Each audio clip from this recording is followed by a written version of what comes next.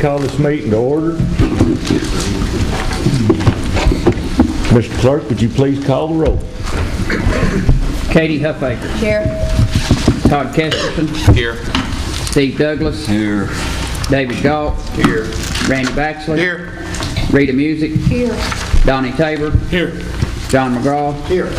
Russell Turner. Here. Tim Seals. Here. Sammy Solomon. Robert Blevins. Here. Gene Esslinger. Here. Randy Bales. Here. John Neal Scarlett. Here. Terry Dockery. Here. Robert Tucker. Here. Jimmy Carmichael. Here. David Seal. Here. Bob Beeler. Here. Barbara Sheep. Here. Would everyone please stand for the prayer and the Pledge of Allegiance?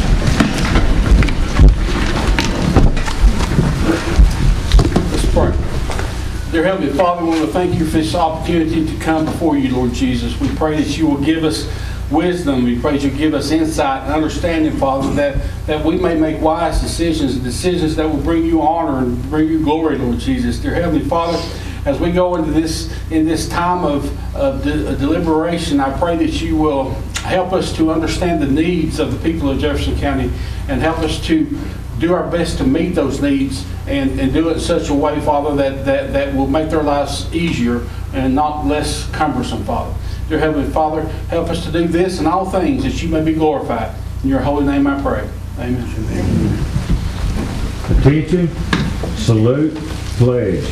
I pledge allegiance to the flag of the United States of America and to the republic for which it stands, one nation, under God, indivisible, with liberty and justice for all.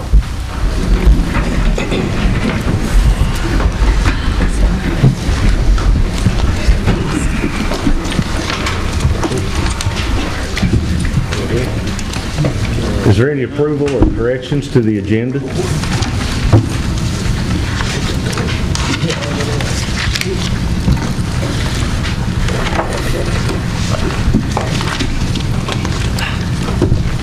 I would like to make one correction to the agenda that didn't make the agenda.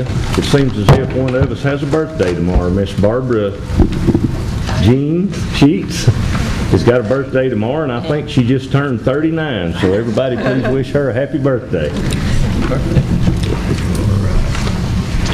You have before you minutes of the regularly session meeting. Motion to approve by Mr. Scarlett. Do I hear a second? Second by Miss Music. Anyone opposed? If not, so moved. We have 3 citizens that have registered to speak. Would Mr. Russell Fox please take the podium, sir? You have 3 minutes.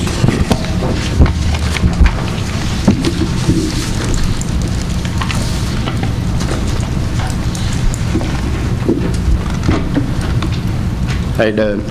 I was here to talk about the sky-high and ugly sign that Zoning Commission approved in Oak Grove. I missed that meeting. I didn't realize it. Of course, I didn't read the required 2-week notice in the paper. And that's my fault. But in the same respect, did those people on that zoning commission not read about the people of Oak Grove fighting this stuff, the letter that Ms. Huffaker put in the paper, and the petition that people had signed regarding sign heights and light heights and things in that area? It's going to be 180 foot. You'll be able to see it 3 miles up and down the interstate. You're also going to be able to see it 3 miles all the way around it, not just 3 miles up and down the interstate. Who wants to be on the lake in the evening looking at the big glorious love sign? There's some people in this county, you all pretty good people. And there's some big, nice subdivisions right across the lake, just up the road from it. Now look what their view's going to be. Big tacky sign. What I'd ask this county commission is to contact us and ask them if they'd reconsider. Is that what Jefferson County wants to be known as? every exit down this in Jefferson County, the big old ugly signs and things like that. I read in the paper about the urban growth boundary. When the standard banner writes that down, could y'all at least tell the truth instead of county commission turned down 4 times? They lead it to believe that the county commission's turned every town in this county down 4 times. No, the county commission's turned Dandridge down 4 times because Dandridge is the only one that's been trying to land grab. I wish the standard banner would at least tell the news the way it is instead of kind of candy coating it. People Oak Grove don't want to be in their growth boundary. People Oak Grove realize that that area is going to grow. It's going to develop. There's nothing we can do about it because of where it's at, because of what's around it. It don't mean we have to tack it up and make it trashy up. We can do it in a respectful way, and that's the whole thing we was talking about the last time we was down here during this urban growth stuff. I wish you people would somehow stop this sign. Because I live right across the road from this, and I guess it's going to be high enough. I won't have to look at it. I'd have to break my neck to look up at it. But there are people a mile away. That's what they got to look forward to from now on. I think it's BS. I would like for y'all to at least listen to the people in the county. I know I was told they're going to bring a lot more tax money in than I am. Yeah, they are. That don't mean some place from Oklahoma can come in here and trash up our neighborhood. I don't think it's right. And y'all are allowing it to happen the way I look at it. Thank you, Mr. Fox. I'm afraid you've used your 3 minutes. Next we have April Adams from Straw Plains. Ma'am, you have 3 minutes. Yeah, I know. Officer Solomon is getting an award tonight, and I was going to talk on some of the things that he does, the fine things he does at Rush Strong School, especially his DARE program. My daughter was a student at Rush Strong School, and in 6th grade she had an incident where she spent the night at some friend's house, and the daughter that was there, the parents went out for supper, and that daughter decided to get into the liquor cabinet, and they were trying to pressure my daughter into drinking. Kind of made her feel bad, but she didn't do it. And it took her about 2 days to tell me what had happened. And she is raised right, but I think with the support with the DARE program and what the work that Officer Solomon does, I think that really helped her to come forward and let me know, what had happened. And I truly thank him and the work he does with that program. And I also wish that they could clone him and put one of him at every school in this county, because he's one hell of an officer, and that's what I wanted to say. Thank you. Thank you, Miss Adams. And next we have Mr. Roger Cameron. Sir, you have 3 minutes.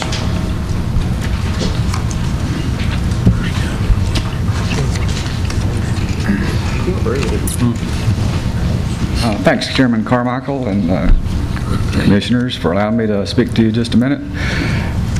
While I'm here by myself, I represent numerous people in my neighborhood. I live in Oak Grove as well as Mr. Fox, and I'd like to echo the sentiment Mr. Fox expressed. I could have had numerous people come here and spoke to you each for 3 minutes, but opted not to do that out of respect for you and your time. I know it's quite a chore on you to deal with our county business.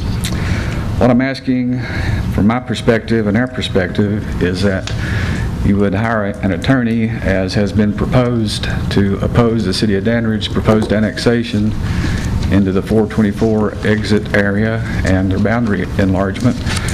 There are several reasons, and I've stood here before and enumerated those reasons, but just as a quick reminder, the county needs the tax money that will be generated from that area much more than the City of Dandridge does. As you well know, we have a problem with funding our schools, and we're going to have ongoing needs for the schools.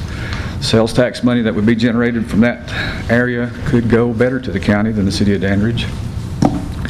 I'd like to see that happen, and so I would encourage you to follow through and hire an attorney. I'd be happy to go to Nashville myself and bring some of my neighbors and help in any way that we possibly can as far as making this tribunal understand the concerns we have. I think it's very ironic that the legislature has finally passed legislation that prohibits annexation by ordinance and gives the property owners a real say in how they're going to be taxed and by whom. And at this same time, we have this last-ditch effort by the city of Dandridge and other cities to, hate to classify it as land grab, but to go out and take more area in for taxation. And so I would hope that we can follow through with that and limit that. Last thing I'd like to say is I echo the sentiments about the sign. I know this is not the proper body, but just wanted to express displeasure with their Board of Zoning Appeals for allowing a variance for this 180 foot and 1,200 some odd square foot in size. That's a bit much, I think, and I think it's going to overshadow all of the natural beauty of the area. We have worked hard to promote tourism, their natural beauty, and I hate to see what I would consider an eyesore to detract from that. Thank you.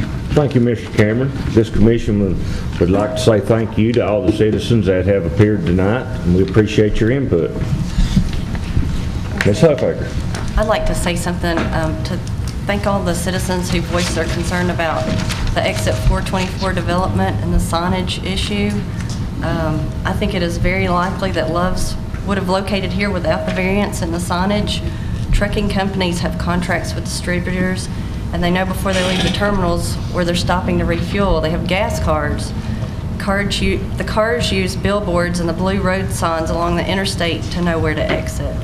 And the two members from the community referred to a petition that was turned in with 162 signatures, and it had restrictions for sign height and lighting. The area residents be involved in the planning process of exit 424 in order to help preserve the natural beauty of the area. I'd like to talk about the uniqueness of the area. There's two things important to this area, I think. Local community values and distinction as tourism destination and local location distinction. For local community values, anyone who knows me knows I'm very passionate about the Oak Grove community, the exit 424 area. That's where I'm from. The Oak Grove community has historical and scenic significance, displaying beautiful views of the mountains and lake. It's significant in Civil War history and centered around 3 area churches. One of these churches, the French Broad Baptist Church, was saved by presidential decree from Franklin Delano Roosevelt when the dam was built. The Oak Grove community has always been centered on faith, family, and community. Oak Grove community residents are still the foundation of this area, exit area. The community foundation also includes residents who have retired here and others who have moved here due to the beauty of the mountains and the outdoor recreation and lake activities. And as I said, there's multi-generational families with long-standing area ties here. Second thing I want to talk about, tourism, destination, and area distinction. Douglas Lake's become a fishing destination location thanks to Bassmasters Elite Series and ESPN's advertising. Dandridge and Douglas Lake have drawn much publicity, and we really appreciate those organizations. We've been referred to as the best-kept secret, southern Mayberry town, and one of the top fishing destinations in the United States. One reason we will be successful as a tourism destination is because we are located near a major natural attraction, the Great Smoky Mountains and the surrounding southern Appalachian Mountains. The fishermen don't come here just to fish. They come here because it's the fishing destination. On Bassmasters, the pictures they put, you have this beautiful scenic mountains in the background, and that's one appeal and draw to the area. And we rank among the top in the nation. We're really unique to have this. In the last 5 years, tourism in Jefferson County has increased $10 million from $43.9 million in 2010 to $53.8 million in 2013. Millions of dollars are being brought into our local economy just from the introduction of the fishing tournaments. Another thing I'd like to say is about communication. The lack of communication or miscommunication was not on the part of the Loves. The public notice was published in the Standard Banner, yet somehow it slipped past the residents of the Oak Grove community. And I would like to urge citizens to read the public notices in the Standard Banner and maybe soon in the Post. This was listed under the Board of Zoning Appeals, not under the County Commission, so please look at all of them closely because it's important. I've had multiple people tell me that they used to read those public notices and they're not paying attention to them today. But please look at those because it could affect your neighborhood. And In the future, I'm hopeful that in the future we'll do a better job informing future businesses of our local community values, which I spoke about, the Oak Grove area, and the distinctions, which I spoke about tourism and the beautiful location area that we have that our area offers. I would like to see better long-range planning. The citizens in the Oak Grove areas tried to be proactive concerning economic growth and development last year with their petition. Instead, we are reactive again, and it's not good for anyone. I've heard most area residents say they're not against economic growth for the area, but would like the growth to be performed in a planned and socially responsible manner. They want to protect the natural beauty of the area. That's why they live here. That's why they've moved here. What makes sense? What fits into our long-range plan? Perhaps having a travel stop at this exit makes sense, but also having low signs in order to protect our viewscapes also makes sense. I believe we need to preserve what we can while still promoting economic growth and stability, and if we work together, we can achieve both. Finally, I'd like to say that I know Loves did not know the concerns and values of the community because we did not let them know. I also know that Loves is a good steward and neighbor to communities all around the nation. They've demonstrated this in various communities. They've given back a lot, and they're a good thing to communities. Loves will be a good neighbor to the Oak Grove community, but we must communicate with them so that appropriate planning and aesthetically pleasing development can take shape, and I'm confident that the Oak Grove community will be a good neighbor back to them. Thank you for coming up and speaking to the two of you. Thank you, Ms. Huffaker. Question or comment, anyone? Mr. Baylor. I'd like, it's twice has been mentioned about this annexation part that we may be going to trial over. I'd like to ask our attorney, am I right? Didn't they say that all cities was going to stick together? We couldn't approve one without the other? I'm not certain how the resolution was actually presented. I presume it was a comprehensive resolution. I'm not sure about that. I presume it was all together. Well, I don't know who's going to talk to the attorney that's taking this job, but if it's you, I'd like for you to be sure he understands that and knows that. Because we didn't say that we didn't get a chance to turn Jefferson City down or White Pine.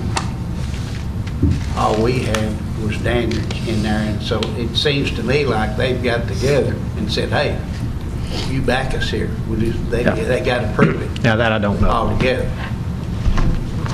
Mr. Galt. I would just like to clarify that there is a huge difference between annexation and urban growth boundaries. There's no taxation with urban growth boundaries. There's nothing but a line on the map. This could be something in the future. That's a very good point of clarity, Mr. Scarlett. I'd like to ask the mayor, I may be off, Mr. Baylor, but the plan that I voted on had everybody in it. Or I thought it did. If I didn't, can you clarify that? The resolution that was sent to you all was the entire plan. That's what I thought. It had all the cities in it. It had all the municipalities in it. Whatever they wanted. And it was. Okay. And it's not an annexation. It's extending the growth boundary areas, but it's not an annexation. But Commissioner Scarlett's correct. Mr. Dockery, and then Mr. Baylor will allow you to close here in a minute. And if I remember correctly, but tell me if I'm wrong, we were told at the time you can't vote one yes and one no. It's one resolution. This is the whole proposal, and you either vote it up or down. Is that correct? That's correct. Because if you'll remember back, some of you that were on county commission some years back when the Urban Growth Committee came and it was turned down, there was discussion about pulling one or two out that didn't want to be there, and they had said no, they didn't want to do that. Because there were 2 public hearings by each municipality, there were 2 public hearings by county commission, 2 public hearings by the Urban Growth Committee. Thank you, Mr. Mayor. We'll be revisiting this later on this evening. We're going to move right along here till we got 2 honorary resolutions. Resolution 2015-15 is a resolution to commemorate and honor Jefferson County Sheriff Deputy Maurice Moose Solomon for his public service to the students of Rush Strong Elementary School and the citizens of Jefferson County. The second resolution is 2015-14, A resolution to commemorate and honor educator Martin Luther Dale for his public service to the students of Rush Strong Elementary School and the citizens of Jefferson County, Tennessee. Commissioners Rob Blevins and Gene Esslinger will be presenting. Sirs, you have the floor.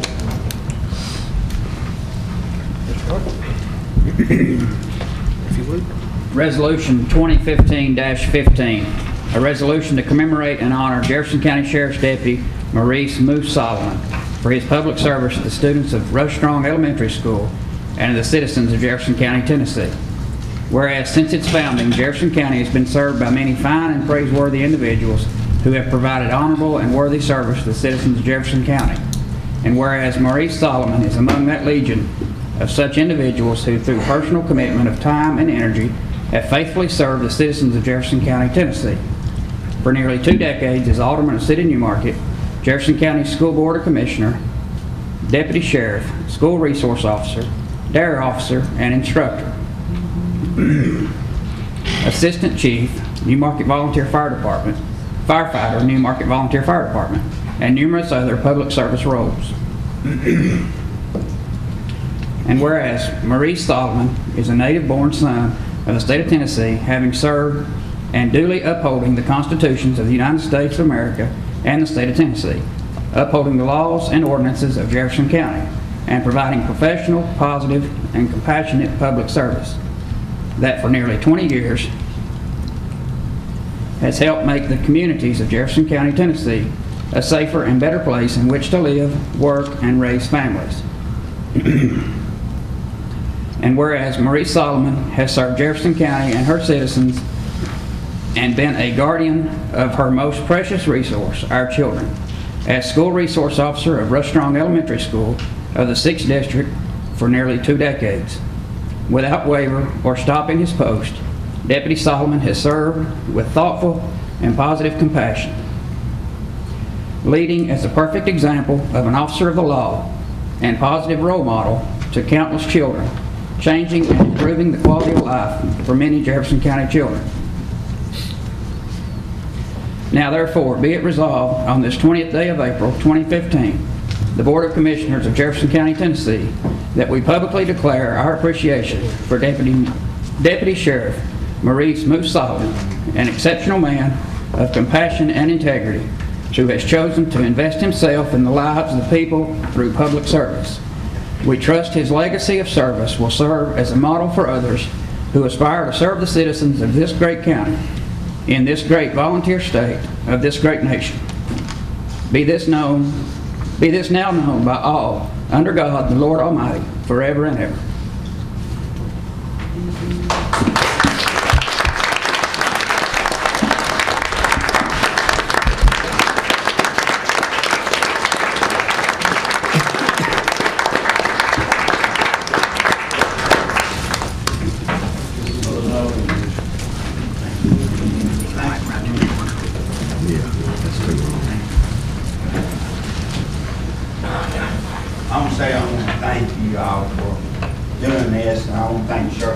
And Dr. Evans to let us be in a part of the school and be a part of working with the kids.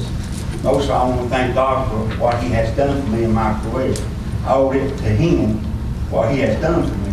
And I owe it to my family that has been behind me all these years. But I want to thank God most of all first thing. And I want to thank the sheriff and Dr. Evans for letting their soul officers be a part of it. I know I'm just one of them that we've gone to many schools in this county. That's a big asset to help y'all, and I appreciate y'all funding that to the school system and helping us out. Thank you, Sheriff, and thank you, Dr. Evans.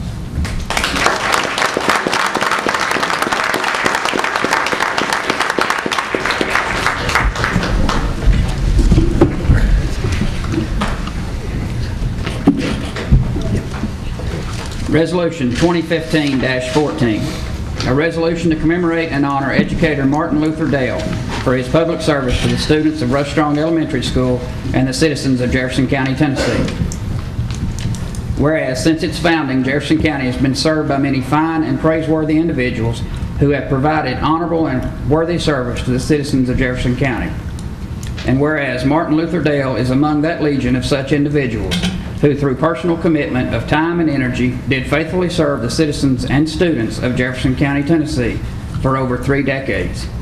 He served his beloved Jefferson County in many different capacities during this time as teacher of history, elementary school principal, middle school principal, and high school principal, caring deeply for all children in every school, but finding none closer to his heart and soul as the children of Strawberry Plains community, where for over 20 years he held the helm at Rush Strong Elementary School as principal and went on to serve in numerous other educational roles throughout his lifetime.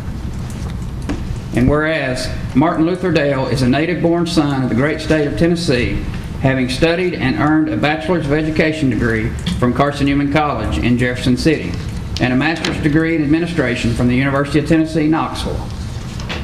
And whereas Martin Luther Dale has proven himself to be a professional, positive, compassionate, and often father-like role model to the youth for which he lived.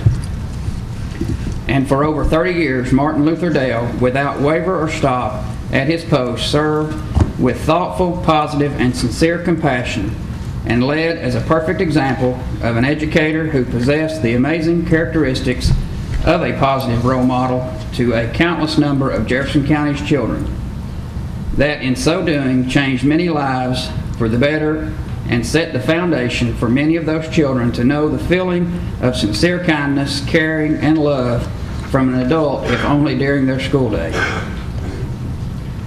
Now, therefore, be it resolved on this 20th day of April, 2015, by the Board of Commissioners of Jefferson County, Tennessee, that we publicly commemorate and declare our appreciation for Martin Luther Dale, our friend and brother in Christ, as an exceptional man of compassion and integrity who chose above all else to invest himself in the lives of children during his lifetime of public service.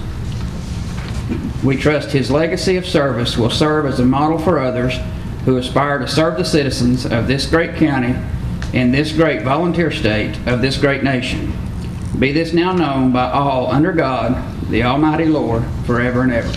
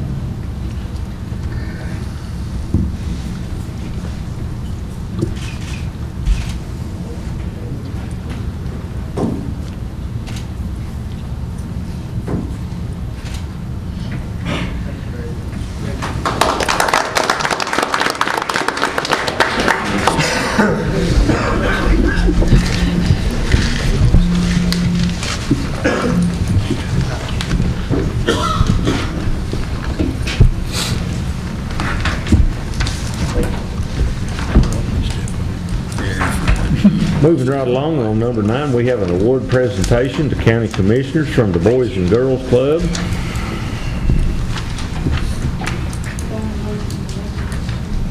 Good afternoon.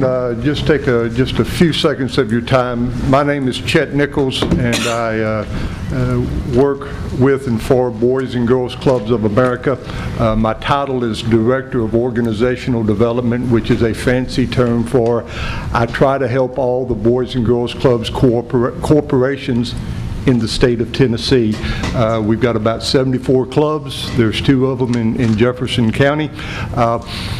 The wholeness of a good Boys and Girls Club corporation is really 3 things. First, you got to have a good board of directors, and I certainly think in the short history of Jefferson County that is certainly in place. The second thing you have to have is staff that are willing to commit to working with kids and so on and so forth. But actually, the third piece is probably the most important one, and that's the collaborations between the local Boys and Girls Clubs and bodies or people that have no interest in the organization itself other than the service of kids. I found a definition of high performance, and I think this rings true for this board right here. High performance is the ability to deliver over a prolonged period of time meaningful, measurable, and financially sustainable results for the people or causes the organization is in existence to serve. As in the two previous presentations, I don't think we say thank you enough for people that help kids that truly need us most. So on behalf of Boys and Girls Clubs of America, the Boys and Girls Clubs throughout the state of Tennessee, it is my pleasure to present to the Jefferson County Commission the CARE Award, which is Children Are the Reason for Excellence, Outstanding Leadership and Dedicated Service, presented to this body in recognition of your significant contribution to the Boys and Girls Club movement through your generous support of Boys and Girls Clubs in the state of Tennessee. This award is a national award. The last time it was presented in the state of Tennessee, it was down in Chattanooga, I believe 3 years ago, to a company called Sodexo that prepared, bought the meals and fed over 300,000 children in Chattanooga. So I want this body to understand that that level of your commitment to the Boys and Girls Club is certainly recognized by Boys and Girls Clubs of America. We're going to pass out just a real quick letter that each one of you will receive, but you really don't know what you're giving to children until later in life, when they say that somebody gave them hope and opportunity, and that's certainly what this body has done for a number of years. So on behalf of Boys and Girls Clubs of America, I'd like to present you with the CARE Award.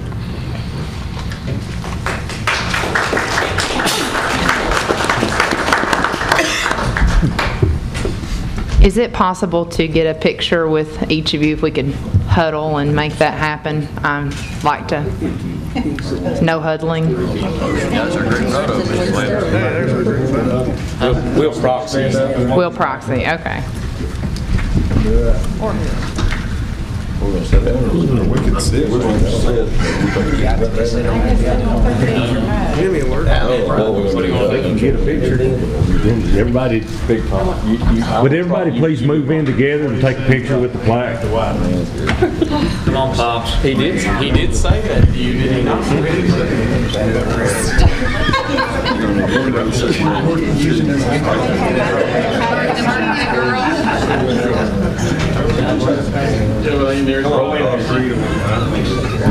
Just so you don't stand. Keep it some sitting around there.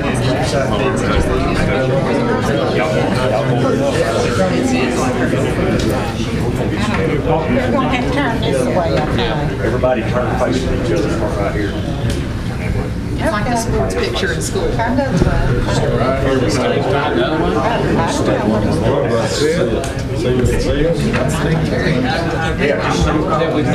Now this side over here, we got that slide.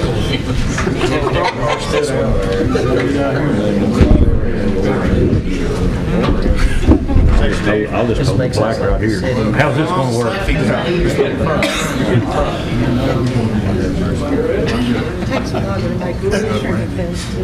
You get a bowl of soup off my head. Steve said that's all, folks.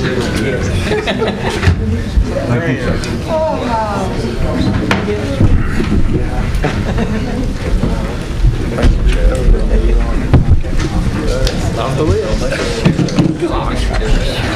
Big Pap, all I was doing was repeating what I was On behalf of Jefferson County, we'd like to say thank you for this award and appreciate your presentation.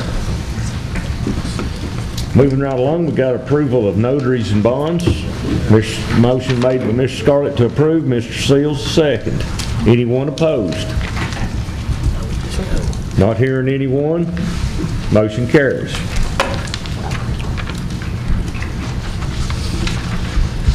We have reports from elected officials, department heads, and other officials. Mr. Mayor, you now have the floor, sir. Thank you, Mr. Chairman. Ladies and gentlemen, County Commission only have 2 items, and these are really old items. since the county has been doing them for years and years and years. The first one is, I'm asking approval for Resolution 2015-11. This is authorizing us to go ahead and submit an application for the litter grant. We've done this in this county for probably 20 years. Costs the county nothing at all. It's money that comes back to us. We have a motion to move by Mr. Turner, second by Mr. McGraw. Anyone opposed? So moved, Mr. Mayor. You have the floor. Next item I have is the Regional Solid Waste Regional Planning Committee. I'd like to place a nomination, the same 3 members that are currently serving, just have them continue to serve. Those 3 members are Hoagie Snodgrass, Larry Howard, and Bertie Jean French. Thank you, Mr. Mayor. Motion to approve. So moved. Motion made by Mr. Tucker, seconded by Mr. Blevins. Anyone opposed? So moved, Mr. Mayor. Thank you, Mr. Chairman. Next on the agenda, we have Sheriff Bud McCoy. Do you have anything to offer, Sheriff? Thank you, sir. Next, we have Register of Deeds Ed Steiner. Nothing. We'll move right along. Next, we have County Clerk Frank Harrington, third quarter report. You have before you an extract of minutes of the regular monthly session to change to strike non-real property, books, furnishings, etc., and insert construction expenses. Entertain a motion at this time to approve. Motion made by Mr. Scarlett. A second, please. Second. Seconded by Mr. Turner. Does anyone oppose? Not hearing any opposed, we'll move right along. Next, we have a report from County Court Clerk Penny Murphy. Question or comment? Next, we have Highway Superintendent Charles Tipton. Question or comment? Next, we have Trustee Ginger Franklin. Question or comment? Next, we have Finance Director Langdon Potts. Sir, you have the floor. Thank you, Mr. Chairman.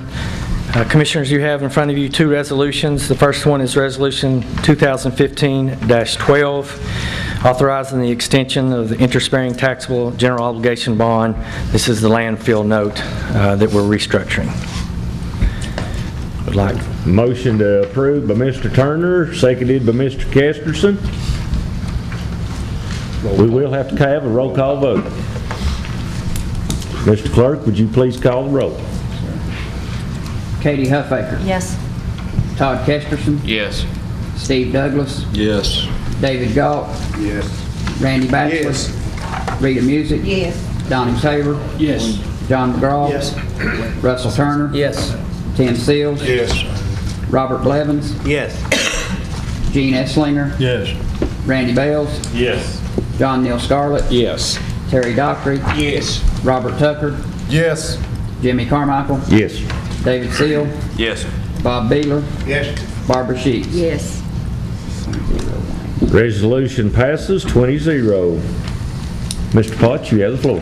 The next resolution is 2015-13.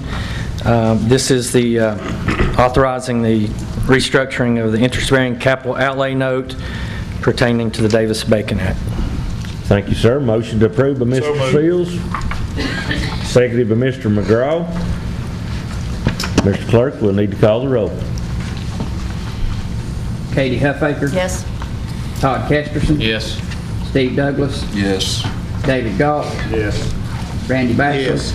Rita Music. Yes. Donnie Tabor. Yes. John McGraw. Yes. Russell Turner. Yes. Tim Seals. Yes. Robert Blevins. Yes. Gene Esslinger. Yes. Randy Bales. Yes. John Neal Scarlett. Yes. Terry Dockery. Yes. Robert Tucker. Yes. Jimmy Carmichael. Yes. David Seal. Yes. Bob Beeler. Yes. Barbara Sheets. Yes. 20-0. Resolution passes. Mr. Potts, does that conclude you? Yes, sir. Thank you. Thank you, sir. Next, you have Emergency Communications Director Justin Crowther. Question or comment? Not hearing any, we'll move right along to Building Inspector Rob Wilson. Question or comment? Not hearing any. Emergency Medical Service Director Brad Phillips, you have a quarterly report. Question or comment? Not hearing any, we'll move right along to Environmental Services Director Tom Carter. Question or comment? Not hearing any, we'll move to Veteran Service. Matthew Underwood, question or comment? Not hearing any, we'll go to Wheel Tax Compliance Officer Tim Satterfield. Question or comment? Not hearing any, Director of Schools Dr. Charles Edmonds. Question or comment, sir? You want to do that yours now or in the budget when we get to it? Budget.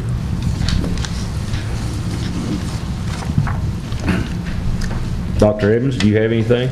No, it's not this time. All righty, thank you, sir. Moving on down, we got the Chamber of Commerce President and CEO, Mr. Darrell Helton.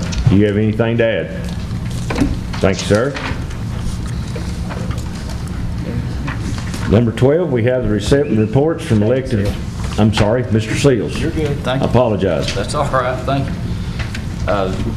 Last Monday, we heard a presentation by Dr. Steve Morris, April 13th work session. And the thesis of that presentation was that the Chamber of Commerce is basically the tourism and economic savior of Jefferson County. And I did some basic fact checking on this. I'd like to share some of this with you. I used the sources from his presentation, Tennessee Department of Tourist Development, and their source, the U.S. Tourist Administration in McLean, Virginia. That organization is basically a lobbying organization and a political action committee for the travel industry. They represent tourist attractions, major hotel chains, and travel companies. And I think, not surprisingly, the data was skewed to benefit those industries.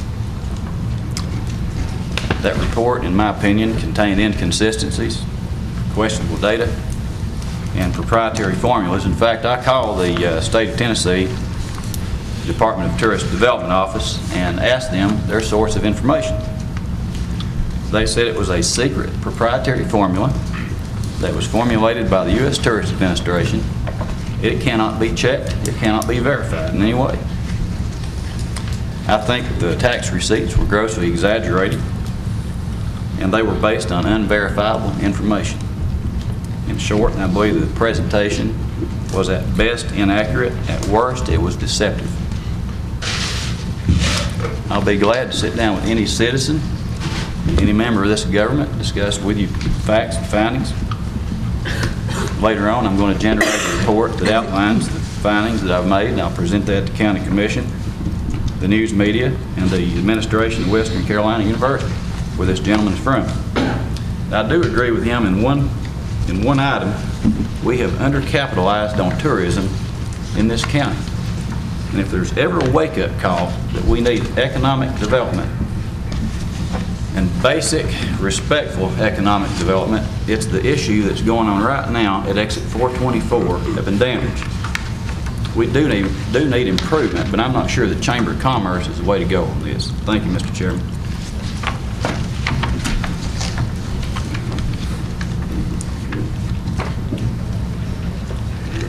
Mr. Seal, are you finished? Thank you, Mr. Chairman. Thank you, sir. Question or comment? Not hearing any, we'll move to number 12, is the receptive reports from elected officials, department heads, and other officials into the record.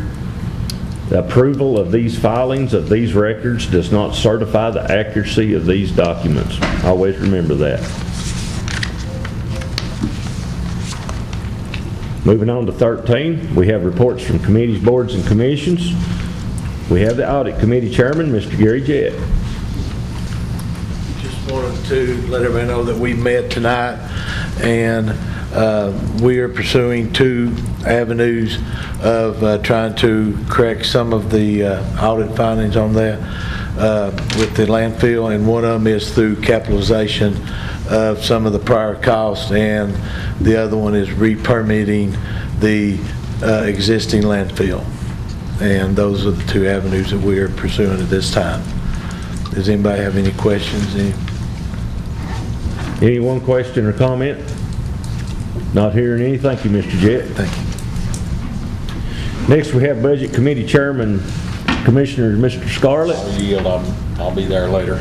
All righty, thank you, Mr. Scarlett. Next, we have Conservation Board Chairman, Mr. Robert Tucker. Thank you, Mr. Chairman. We met tonight, and we met with the surveyor, Billy Knight, who's going to survey the 17 acres before we allow that transfer from IDB to the Conservation Board. We asked him to prepare a survey, cut out the health department, make sure we have access and the health department has access from the roads, show us all encroachments, show us any hazards, be them physical, biological, chemical.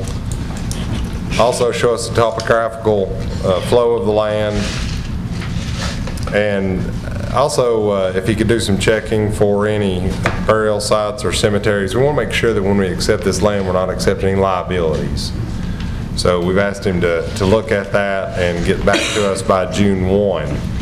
He said he'd do that. He's going to request a little help from our environmental department, possibly our superintendent of roads, if that's possible. He said he had a request for him, and also from our sheriff, Bud McCoy. So he may be getting with the three of you all, or I'm more than happy to touch base with you all as well and let you know those details. And as he gets that back to us in early June, we'll be prepared to bring it before the full body. Thank you, Mr. Chairman. Thank you, Mr. Tucker. Does anybody have a question or comment for Mr. Tucker? Not hearing any, we'll move right along. Mr. John McGraw, Finance Committee. No further. Thank you, Mr. McGraw. Next, we have Quality Control Oversight Committee Chairman, Mr. David Seal. Thank you, Mr. Chairman. The only reason I'm on the agenda today is because I forgot to introduce Mike Dockery on Monday. Mr. Dockery, would you take the podium, please? I do apologize to County Commission and to Mr. Dockery for that. If you would, please, sir. In case you don't know Mr. Dockery, he's our Quality Control Advisor for the Building 8 project. And Mr. Dockery, you have the floor. Basically, I think you all have received my emails. I've sent out 2 now. They'll be coming out on a weekly basis. I'm here to answer any questions that you might have. My understanding is that I'm not to really make judgments. I'm to report to y'all exactly what's going on, and you make the judgments. Do you have any questions about what I've reported to you? Question or comment from Mr. Dockery. Mr. Galt? I guess I would, I hate to use such a strong word as disagree, but personally, I would expect some judgments from you. I mean, this is a very good list of what's been going on, but it was my understanding we hired you for your expertise in this field to judge what they are doing, not just give me a synopsis of what they're doing. So I guess I would expect, I mean, item number 2 on this report, you know, it appears you're still relying on the Lewis Group to decide whether it's good or bad. And if that's the case, if we're going to rely on the Lewis Group, and I don't know who Geo's is. It's an inspection company. Okay. We wouldn't need you if we're going to rely on them. I fully understand that, but I was instructed to report. I'll be more than happy to add my analysis of it. And it was my understanding that's what we hired you for. Is that what you're asking for now? Yeah, I'm asking. Okay, we have 2 critical areas, I think, in the construction. As you know, in construction, everything can be running good and then suddenly ball up on you and stop. There's 2 areas in the roof area, putting the decking on. We've had a problem with finding someone to say what is the roof decking that needs to be replaced, the pieces of it. There was 16,000 square feet of new 22 gauge decking bought to repair the roof in the main section, the upper roof of Building 8. There's I'm assuming there's 32,000 square feet of roofing up there. So a judgment call has to be made. Right now that is moved up to the engineers and to Geo's to the structural engineer to identify which pieces need to be replaced. On the blueprints, it says any piece of roof decking that has surface rust should be replaced. But right now, the construction company is saying, we want someone to say this piece needs to be replaced. That is causing a slowdown. The rain has caused some slowdown. I will say this, when the iron workers show up, they do produce. And I feel like the issue will be resolved. There's another engineer coming tomorrow. I'm going to meet with he and the project manager and see what he has to say about it, see if we can expedite that. Another area is the reinforcement of the concrete block in the exterior walls and some interior walls. That's moving exceedingly slow. If you'll notice that I've been there, well, since April 1st, and we don't have any of these slots completed yet. We have 14 that are poured with concrete, reinforced with rebar. They're poured 2/3 of the way up, but they have not been capped off, which would mean they were completed. There's over 400 of these to do. It's a lot of work. We have, as I say in the report, we have one man cutting the slots. We have one man prepping them. Then you have more men when it comes to pouring, of course. I have mentioned my concerns to the project manager. So if you want evaluations, I'll be more than happy to supply those. Okay. Mr. McGraw, you have the floor now, and then Mr. Tucker. So, Mr. Dockery, Jefferson Memorial Hospital hires another orthopedic surgeon to look over my shoulder and make sure that I'm doing the work correctly. He can say, yes, the report that Dr. McGraw has made, the surgical report, that's accurate, but they're not wanting to know the accuracy. They're wanting to know if I did the procedure correctly. And I appreciate the fact that you're saying, you know, you were not instructed to give an evaluation. But I don't know, Commissioner Seal, why we wouldn't have him at least be giving his opinion on these things, because that's why we, as a commission and all, wanted an oversight to give us an opinion on whether this was being done correctly or not. And that was my opinion as to how we as a commission were trying to do it. So can you answer that question for me, and why we can't at least extend that? Because I think Mr. Dockery is plenty capable of doing that if we would ask you to. David? Could I address that? Sure. You may freely suggest or report to us anything you feel is necessary, including the suggestions on that roof. What you can't do is intervene with the construction manager and tell them what to do. You can always freely give advice to this body and to the school board in your job description. Okay, not a problem. And I do go to the construction company first and talk to them. I ask questions of them, and I may give you the answer, but I ask them the question. Mr. Tucker, you have the floor. Thank you, Mr. Chairman. Yeah, Mr. Doctor, I think the idea behind the position when it was created was to head off issues with problems in materials and problems in workmanship.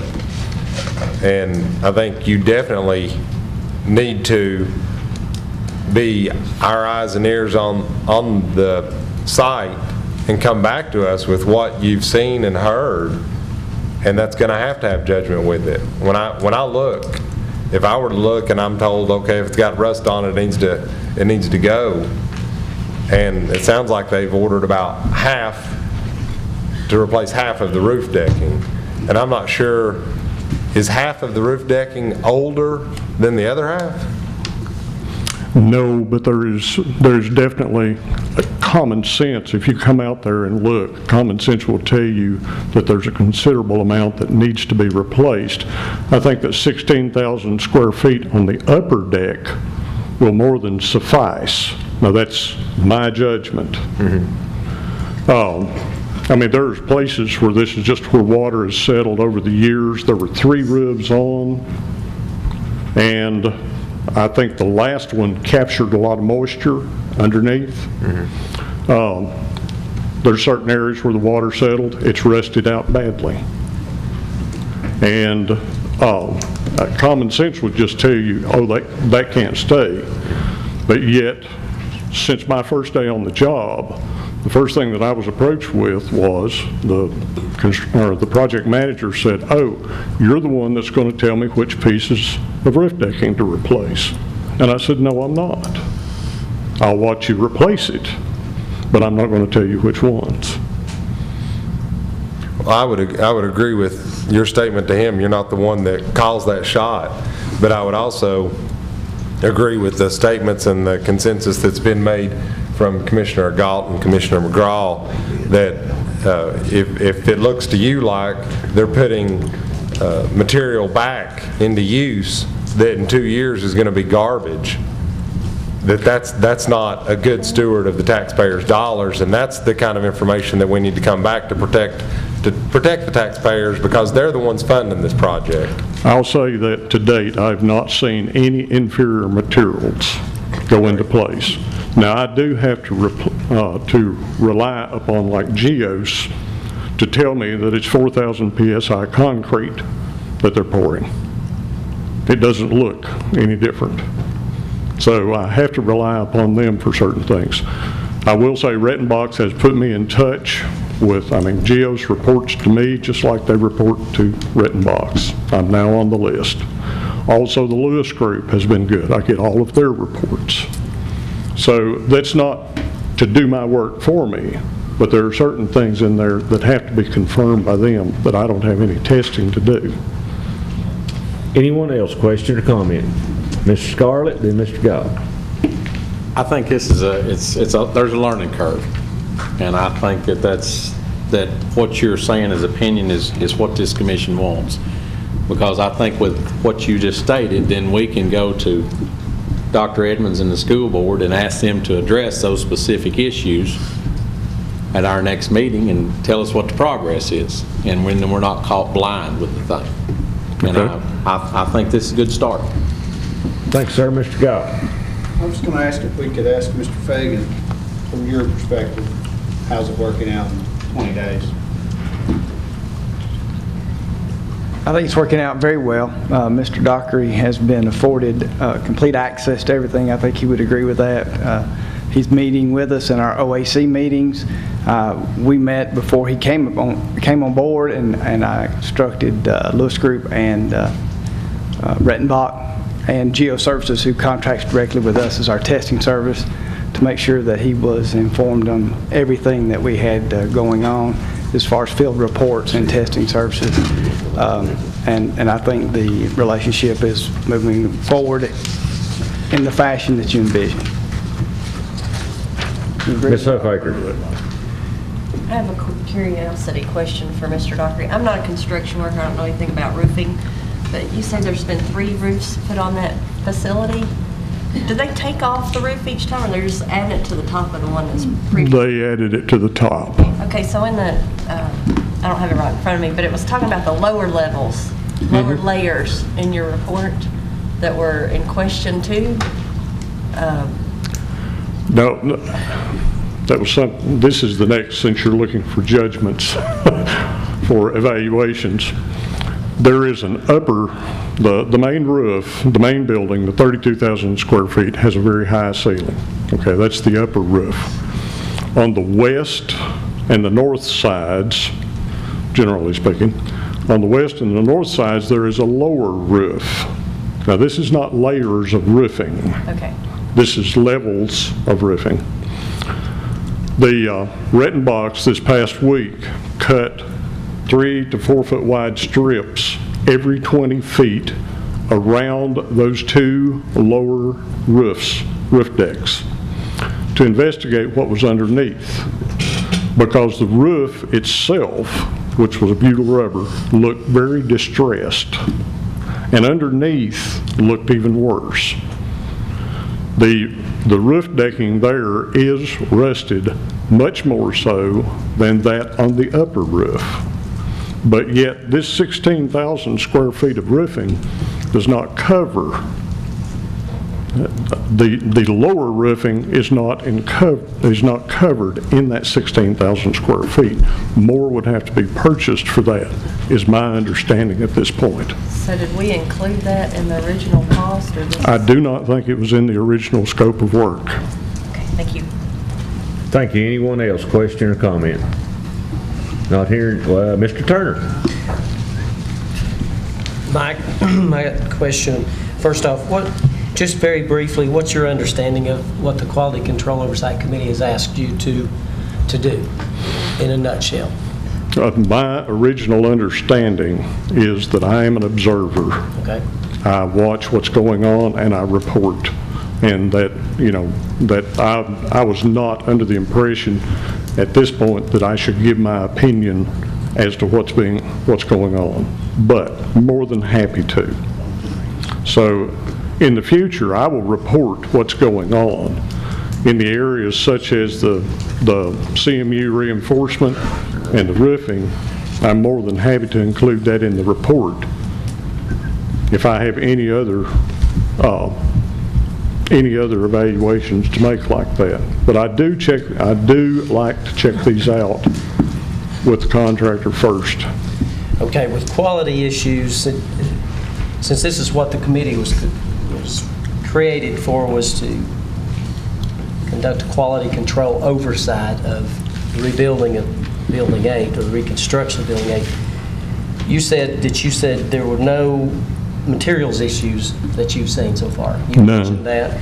Have you seen any workmanship issues with the workers? There is just one issue, and on the prints, on the roof pan between bar joists, you're supposed to have 3 screws. They only have 1 between them. The welds, however, and they were called on that. They have to go back and put 2 more screws in between the bar joists. The welds, however, were exceptionally well received by the structural engineer. Okay. Also,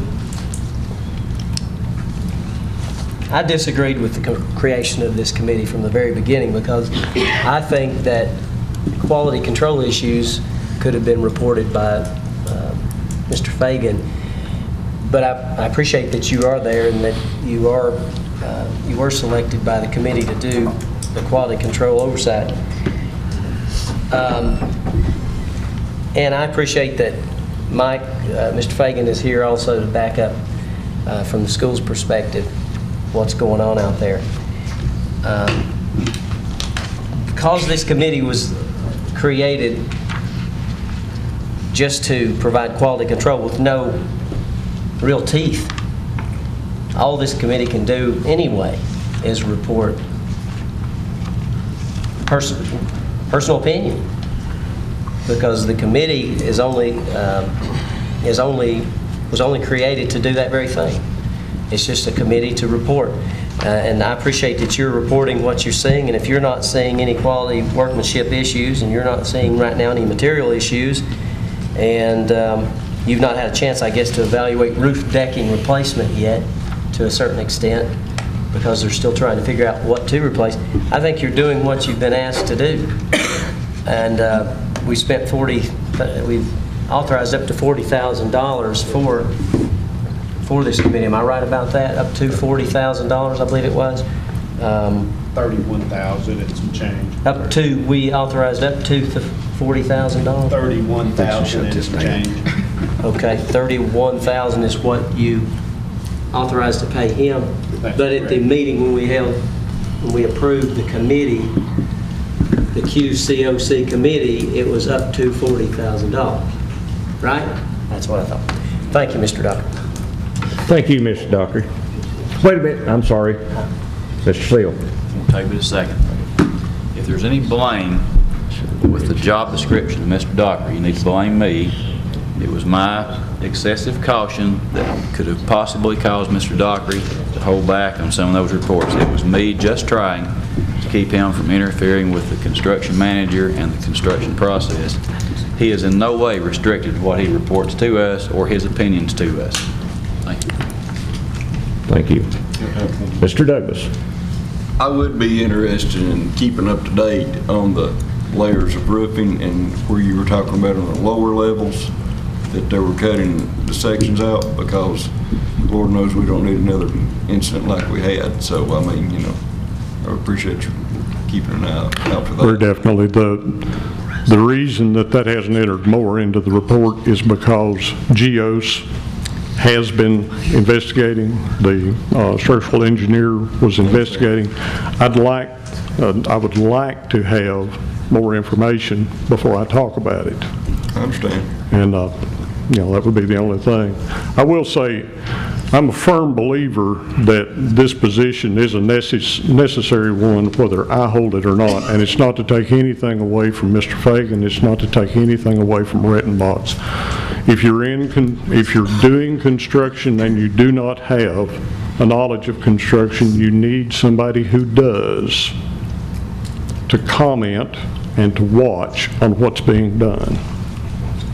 At least you have another independent source.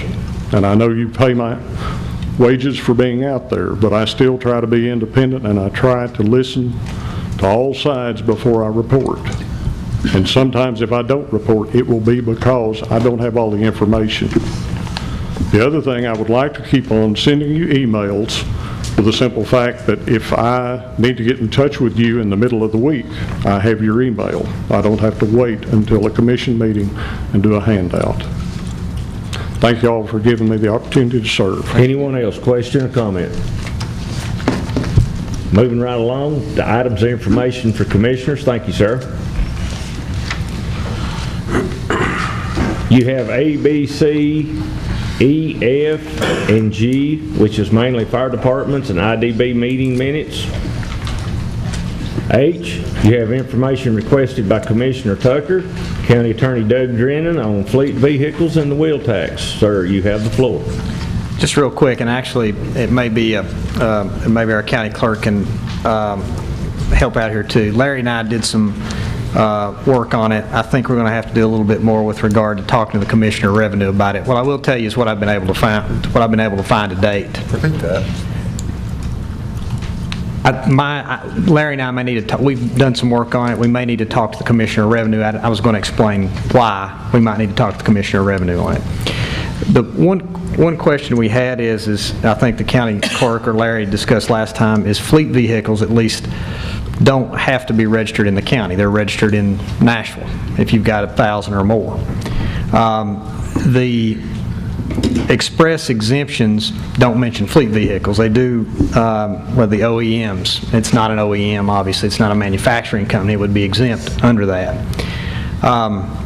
We couldn't find a 100% direct answer as to whether or not the use of a fleet vehicle or the keeping of a fleet vehicle inside a particular county. Let's assume that terminal was in Hamlin County. Whether or not, because it is a vehicle that is used within the county under the statute, whether or not only after they got their registration from the state, they would also have to pay the county wheel tax for each of those vehicles.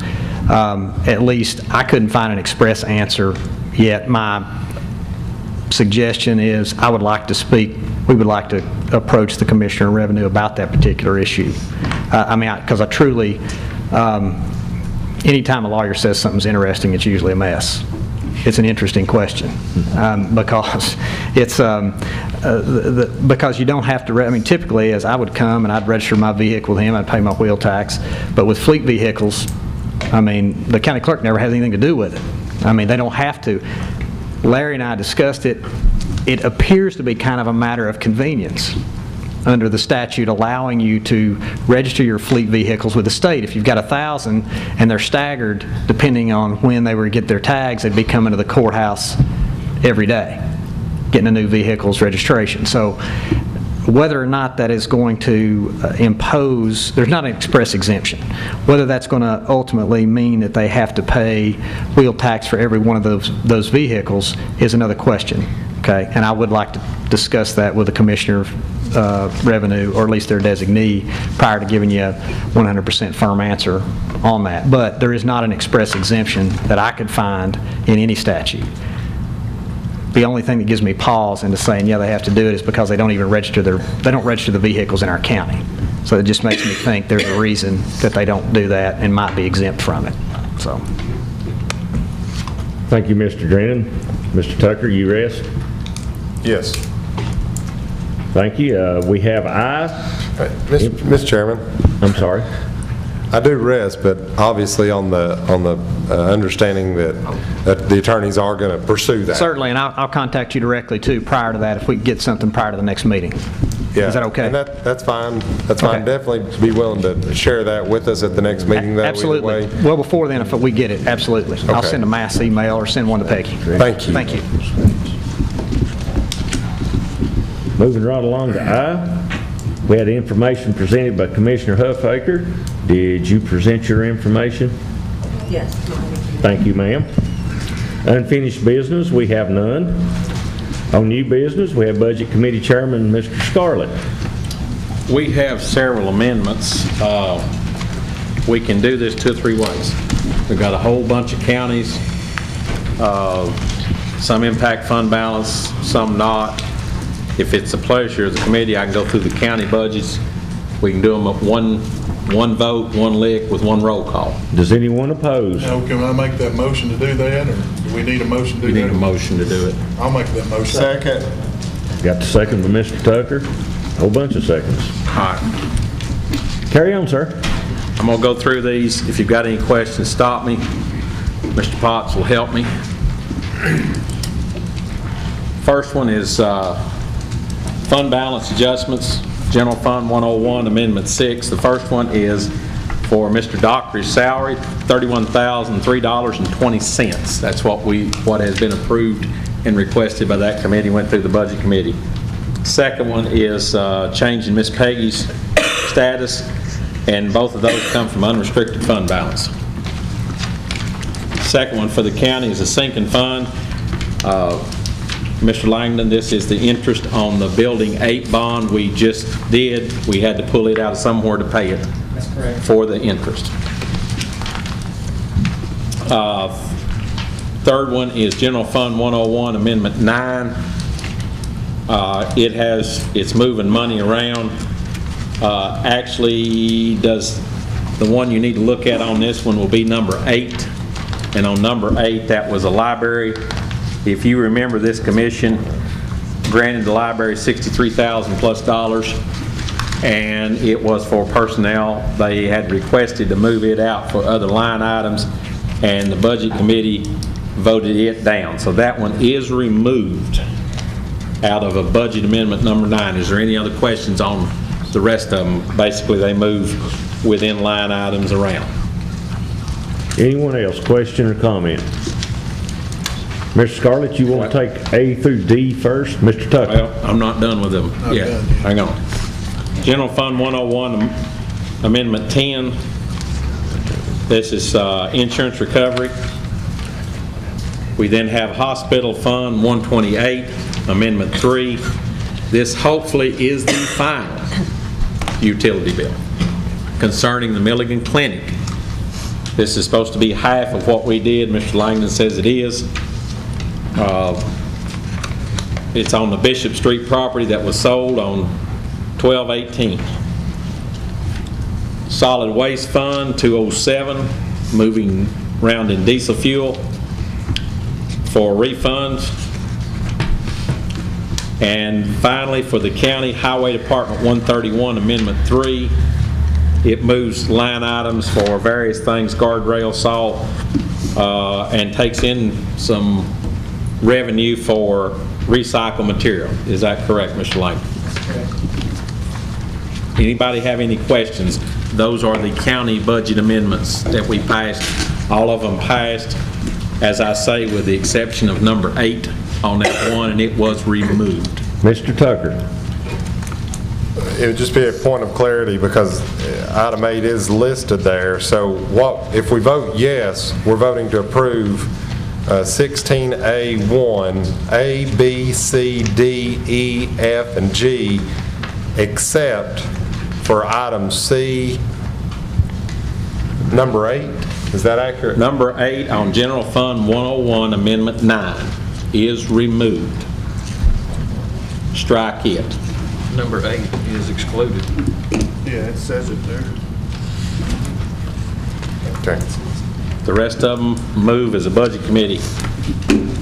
Anyone else, question or comment? Because part of them do impact, you will need a roll call. We'll need a roll call. Not hearing question or comment, Mr. Clerk, call the roll. We do, it comes a recommendation. Does not need a second. All right. Katie Huffaker. Yes. Todd Kesters. Yes. Steve Douglas. Yes. David Galt. Yes. Randy Baxley. Yes. Rita Music. Yes. Donnie Tabor. Yes. John McGraw. Yes. Russell Turner. Yes. Tim Seals. Yes. Robert Blevins. Yes. Gene Esslinger. Yes. Randy Bales. Yes. John Neal Scarlett. Yes. Terry Dockridge. Yes. Robert Tucker. Yes. Jimmy Carmichael. Yes. David Seal. Yes. Bob Beeler. Yes. Barbara Sheets. Yes. 20 of. Passes 20-0. Mr. Scarlett, you have the floor. Dr. Edmonds, would you step to the podium, please? A couple of things back there under that will affect the budget. Have you got the information on wheel tax and computers? And then if you got the information on these budget amendments. I do not have information on the wheel tax because school board meets tomorrow night, and I'm going to discuss that with them. Very good. And see if I need to get legal advice as to how to proceed with that. Okay. The other item is on computers, and Dominic Slasiak, who is our assessment person, is here at the proper time, and I know Mr. Tucker had asked for this. She'll report on technology and the computers, unless you want to go to that now. I'll yield to Mr. Tucker to get that done if you want to right Let's now. go ahead and do the budget. Go ahead and do the budget. Okay. Do you have, there was questions on your budget amendments. Do you have the information? The ones that you mentioned to me were on budget amendment number 10 of 141 fund. Budget amendment, general purpose 141, budget amendment 10. That'll be the second school budget. Yes, sir. You had a question about number 5, number 6. Yes, sir. And you might have had one about number 7. I'm not sure. Mr. Fagan's going to address those. Okay. Let you know, number 5 was questioned by the budget committee as why I was spending several $1 million over the last couple of years in energy conservation that we are still short in electricity. Let me reference back to the presentation that I made last year. How this energy conservation program works is it focuses on cost avoidance. So if you don't change anything and everything remains static, then it's possible that cost avoidance would result in a corresponding budget reduction. However, things have not remained static. We've added 230-something thousand square feet. We've converted the use of space from warehouse to vocational shop areas. We've taken 240,000 square feet, thereabouts, at the existing high school from not being in compliance with fresh air requirements to being in compliance with fresh air standards.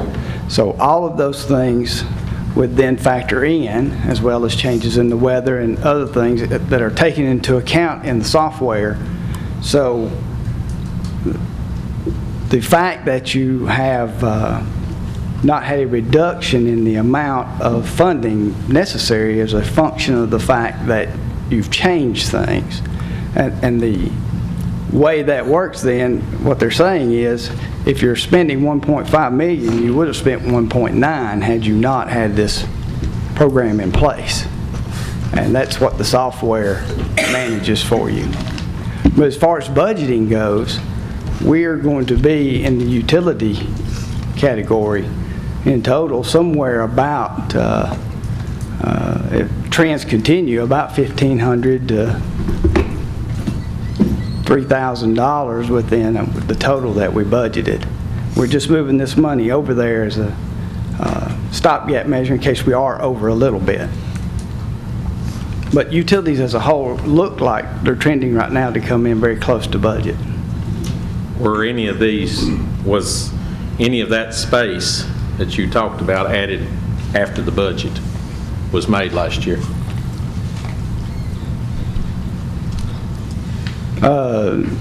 Added after the budget. Well, I guess some of the high school space was still being added. And the Freshman Academy and Mount Horeb were in place in full. The other question on that particular one was, there's been some issue or brought up about issue of custodial supplies. Why was it being moved out of it? Did you? Well, custodial supplies, this is from Central Services Custodial Supplies. The schools get their own allocation, and that's left to them to manage their allocation for their purposes, whatever that may be. Okay. And then number 6 was, from our understanding, what Dr. Edmonds and Mr. Langdon reported, that is a mowing contract that had been let. And the question was, why was it not budgeted? Well, actually, mowing is one element of what's budgeted in 72,610,399. In that budget, we have fire alarm monitoring, sprinkler inspections, fire alarm inspections, dumpster fees, rock from the county. There's all sorts of things that are taken care of. That's why there's the et cetera. It was just to give you an idea of what comes out of that account. Okay, so this is not an actual mowing contract that has just now been let? Well, we have mowing contracts that are part of this account. I understand, but I mean the budget committee, I think the ones on there, we were told that was a budget. The reason the $45,000 was a mowing contract. Is that? We have 3 entities that we contract with that we have recently let contracts with for the first half.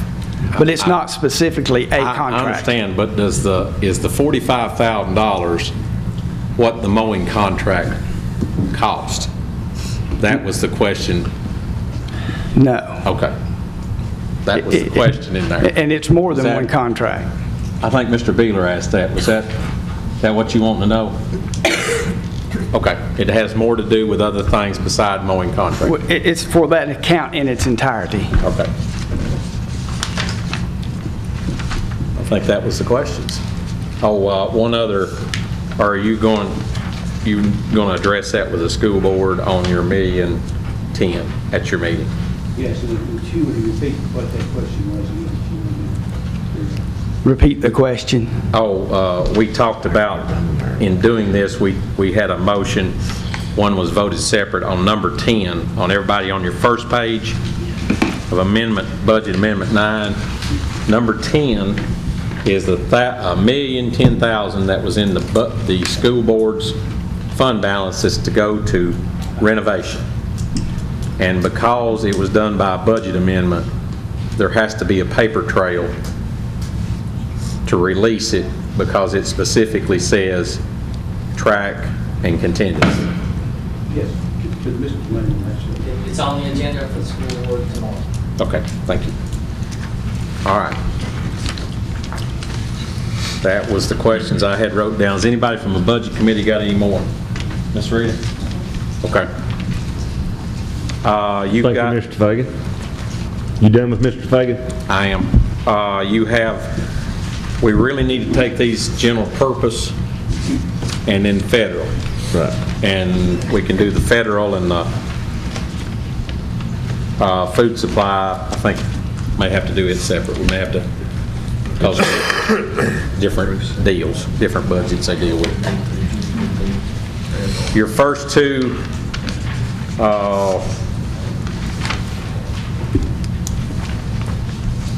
I don't think that there is any fund balance. A and B. Your budget amendment number 9 and number 10 and number 12. I do not see any fund balances, or do you, Mr. Langdon? I don't see. You may do that. Simple voice vote. Mr. Tucker, do you have something to add before we do a voice vote? I was just going to ask that we handle all three of those together. So be. Does everyone understand? Mr. Kesterson? Is that A, B, and C general purpose? You're going to move budget amendment number 9, 141, budget amendment number 10, and budget amendment number 12.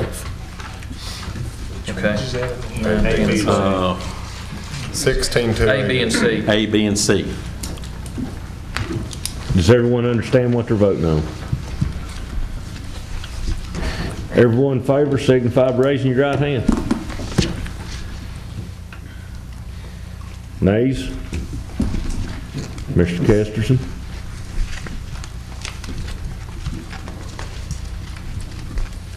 Passes.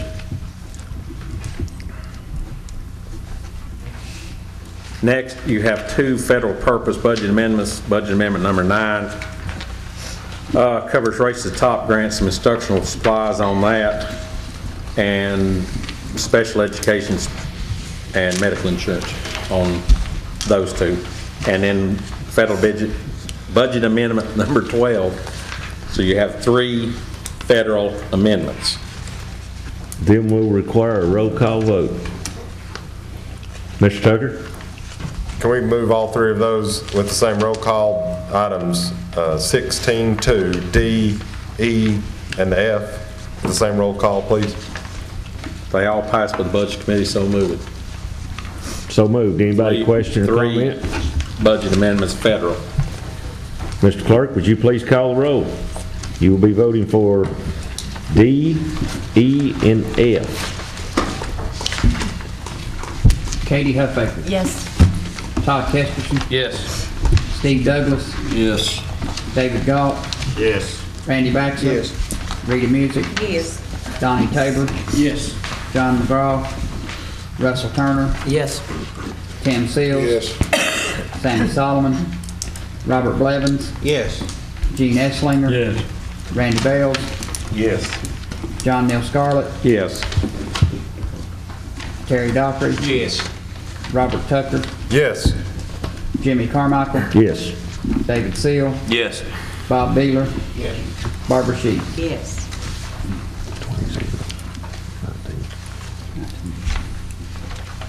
We have 19-0. It passes. I believe you have one more left.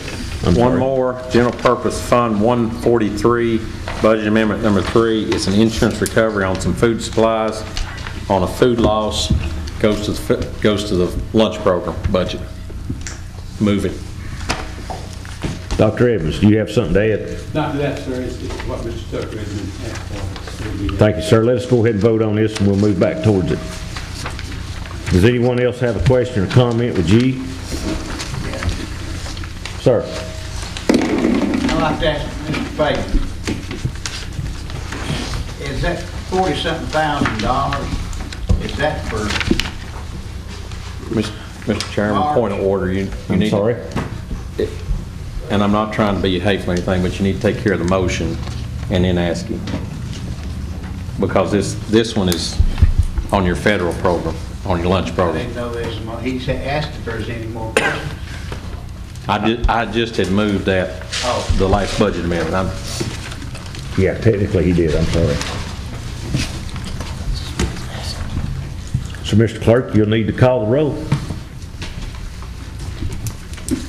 Katie Huffaker. Yes. Todd Kesterson. Yes. Steve Douglas. Yes. David Galt. Yes. Randy Baxter. Rita Music. Yes. Donnie Tabor. Yes. Russell Turner. Yes. Tim Seals. Yes. Robert Blevins. Yes. Gene Etzlinger. Yes. Randy Bales. Yes. John Neal Scarlett. Yes. Terry Dockery. Yes. Robert Tucker. Yes. Jimmy Carmichael. Yes. David Seal. Yes. Bob Beeler. Yes. Barbara Sheets. Yes. Mr. Baylor, question, please. On the mowing, the figure was $40-something thousand. And that, the way I understood it, that was to take us through the end of the fiscal year, which would be the 1st of July. So you got April, May, June. You mean to tell me that it costs $40-something thousand for mowing for? Well, let me clarify first that we're trying to make that account whole, and it pays for more than mowing. But to your second question, it costs about $80,000 a year to get mowing done for the school system. Is there any way that maybe you and the sheriff could work something out when school is out? I don't even want to talk about it while school is going on, but when school is out, maybe you can use prisoners to do that. We would have to have equipment to use prisoners and personnel to monitor them. So there would definitely have to be a cost-benefit analysis performed to ascertain if that's possible. And we've already, I'm not the contracting authority for the county, but we've already entered into contracts with these entities for this year. Thank you, Mr. Fagan, Mr. Mayor, and then Ms. Huffaker. To respond to Commissioner Beeler, at one time early on in my term in office, we had prisoners and others mowing lawns in county property. It cost us more to repair the equipment than it did anything else. That was a losing proposition. And I think even Mr. Longmire was there. I believe he probably found the same thing out, didn't he? Yes. Ms. Huffaker and then Mr. Douglas. One comment I'd like to make too about having them do that. Part of our schools are used for parks and recreation because we don't have any real parks and recreation in the area, and they use the playgrounds on the weekends. So even if you did it on the weekends, there's still children in the area. Just a comment. Thank you, Ms. Huffaker. Did Mr. Douglas have a question? Yeah. Yes. For me? No, I just got a comment on that. I was watching you. I'm sorry, you can have a seat. I've been down this road, as many of you know, it's what I do. And I've seen school systems, I've seen everybody waffle back and forth between doing it yourself and contracting it out. From the county's standpoint, you will save money by contracting it out to somebody else. That's just, I mean, I've seen this ship float too many times. I know it sounds like an exorbitant amount of money, but folks, it doesn't take nothing to spend $100,000 a year maintaining the amount of facilities that we have. So. Thank you, Mr. Douglas. Anybody else question or comment? Dr. Edmonds, do you have something to add? I wanted to go back to page 2, number 0, and just if we could, that's what Mr. Tucker asked for. Sure. We presented tonight, we have someone here to present it, if you need that information, dealing with our computers and how they're used in testing and the requirement that we have. That would be up to Mr. Tucker and the body. Yeah, it's on the agenda. I want it covered. We'll ask Ms. Celeste to come up and she will. Ms. Celeste is our Director of Secondary Education, and she's also in charge of assessment and testing for the county.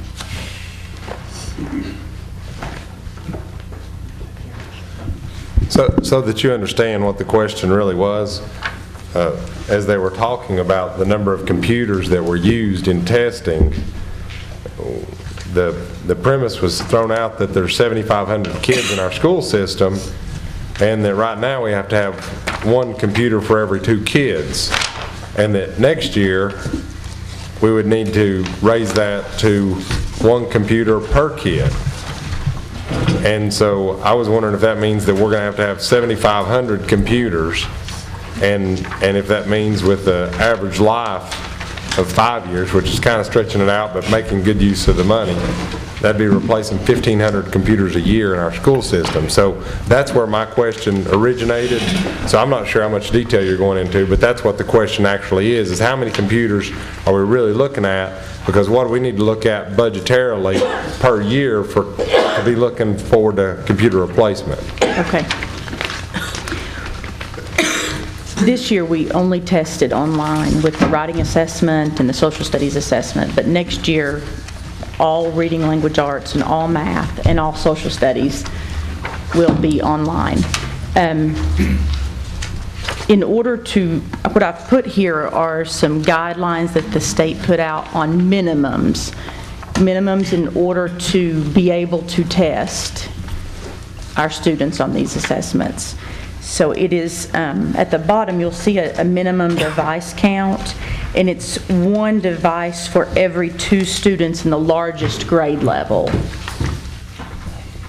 So that's if you're like in an elementary school or a middle school or at the high school. But when you go to the K-8 schools like White Pine and Rush Strong, you need 1 device for every student in the largest grade. Now those are minimums in order to be able to take these tests. But the expectation is that the students are able to be instructed with technology as well, and that they should be able to practice on the devices that they're going to be assessed on. So if we are only going with the minimums, and if you'll look at the top, you'll see our testing windows. Some of them are, they're month-long windows. So in order to be able to take advantage of the practice sites, which are going to be, they're called MICA and MIST, and the students, in order for them to be able to get on those assessment sites to practice and utilize their skills to be ready to take the test, then the minimums won't really allow for them to test and practice for all students. But as far as what is required to test, these are the numbers. So what I hear you saying is very different than what I understood to be said the other night, because you're saying that, for instance, in a middle school, then you need 1 PC per every 2 students. And when you say in the largest class, you mean if the 6th grade has a population of 200, then you need 100 computers in that school, not 800 for that. 100 in order for them to be able to move around and alternate to take the test, yes.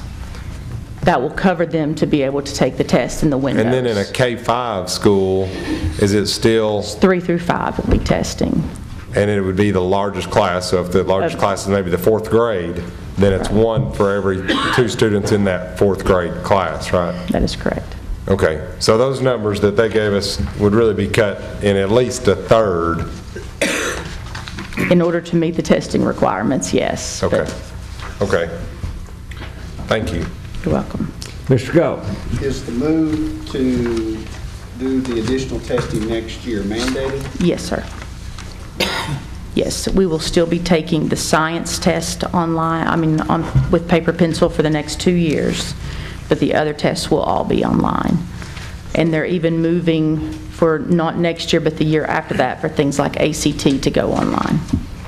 So in a time period of 4 to 5 years, the state is eliminating a paper test? Yes, sir. Anyone else, question or comment? Ms. Huffaker. At all of our facilities, our different schools, do we have a designated location and the appropriate amount of computers now? Not in every school, no. So like how many schools don't have an appropriate location? I'm not talking about computers, I mean a room. Some that aren't using the rooms, they're buying the mobile, what we call them, the computers on the cows, the mobile carts, if they don't have the locations. That's acceptable to take the computers into the classroom? Yes.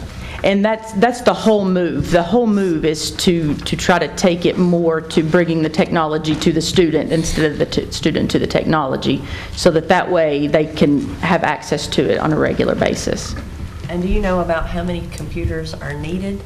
to reach our minimum? I know that that White Pine and Rush Strong and Jefferson Middle were still lacking to be ready. We're still in the red in those schools. There's an online readiness tool that we have that we're in the process of updating right now. They've just put it back out for us to update, and it will, Michael Fagan and Don Devine are working on that. Mr. Dockery. Since this is a state mandated change, do you all have any idea or anticipation or expectation of seeing an increase in state funding to support it? No. Do you? Let me say not anymore. They did give us about $400,000. I think it was about a year and a half ago, but it was to be used for infrastructure upgrades, not for testing units. Anyone else, question or comment? Not hearing any, thank you, ma'am. Thank you.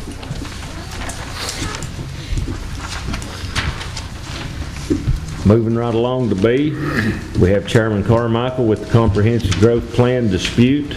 I have Mr. Doug Drennan here. We have spoken with an attorney. Mr. Dwayne Evans has offered to take our case.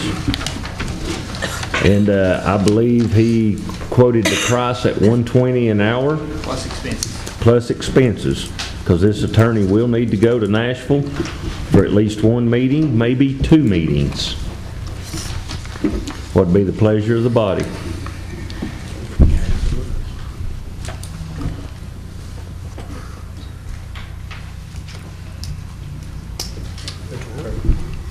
Mr. Turner made a motion. Is that second, Mr. Galt? No. No, no second. Suspend the rules. Second. Seconded by Mr. Baylor. Will we need to suspend the rule? You need to suspend the rules because to expedite that, I mean, that's my suggestion, to suspend the rules in time. I was under the impression we wouldn't have to when I asked, but maybe we should. You'll have to have the money from somewhere. Are you? This is not on the agenda. It's not been through the budget committee. No, it's on the agenda, but it hasn't been in front of the budget committee because we're trying to expedite. You can suspend the rules and just... Yeah, but it's just, no, I'm worried about the vote. The vote is just a majority, right? No, it's 2/3 majority. It would be a 2/3 if you suspend the rules is always 2/3 majority. If it's on the agenda, why are we suspending the rules? Because it hasn't been in front of the budget committee. Money's not been in front of the budget committee. Where you're going to pay this. The whole body has the authority to do that.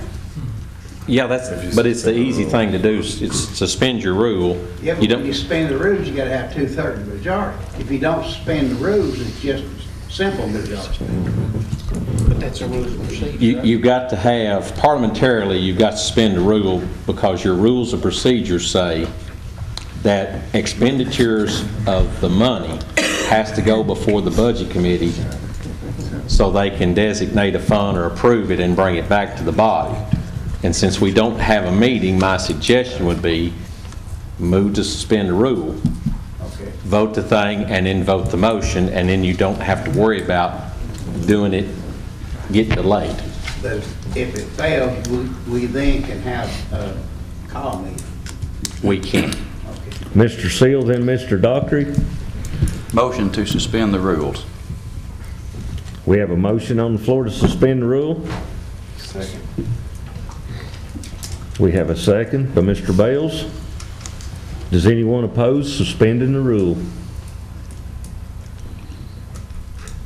That would be an 18-0. We have just suspended the rule. We have the original motion by Mr. Turner, and we need a second.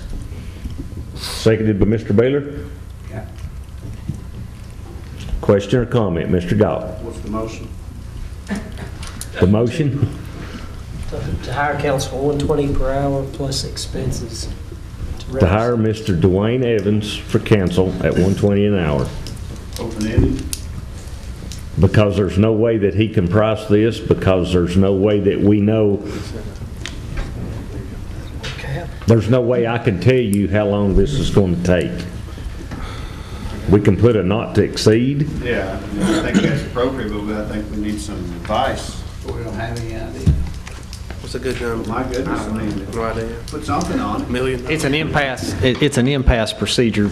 I know that, as the chairman said, at least one trip there, you'll probably have to get acclimated to what's going on as far as just where procedurally you stand. It's kind of a guess as to how much that would take. Having not ever been a part of an impasse procedure, I don't have any idea. It's a mediation, it's probably going to take all day, plus whatever time it is to get prepared. I don't know. Best guess? Best. I don't know. I just, if you're concerned about it, I would just put a ceiling, not to exceed. What that is, I don't have. I've truly never haven't been a part of the process. I don't have any idea. Now, if he goes past the impasse process, I don't know. Maybe you could cap it there. But I truly don't. I didn't really give it any thought. How it was explained to me was, they said you got to have the first hearing, and the outcome of the first hearing, and the outcome will have to come back to county commission for us to decide where it goes from there. Yes.